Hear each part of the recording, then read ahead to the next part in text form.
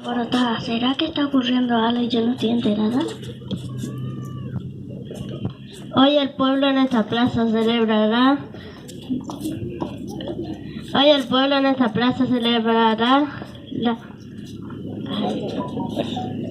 la decisión que allí dentro del cabildo triunfó la revolución.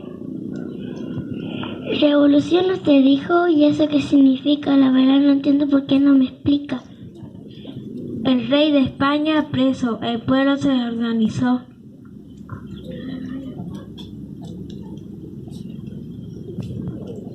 ¿Y entonces quién nos gobierna? ¡Pero qué barbaridad! Si el virrey no está en su cargo, ¿quién es hoy la autoridad? Una junta de gobierno compatriota se formó desde el balcón del cabildo. La novedad se anunció. Empanada calientita, empanada muy sabrosa para que siempre disfrute esta patria tan hermosa.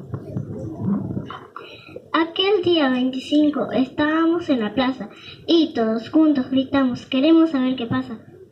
Inolvidable fue el día que grité la novedad: España ya no gobierna más, hoy nace la libertad. Por eso no se preocupen, hoy inicio camino para contarle a tu pueblo que ha cambiado su destino. Un gobierno de criollos es una hermosa noticia, tantos años de colonia, por fin se hizo justicia. Mis faroles iluminaron el día en que nos fuimos colonia y todo fue alegría.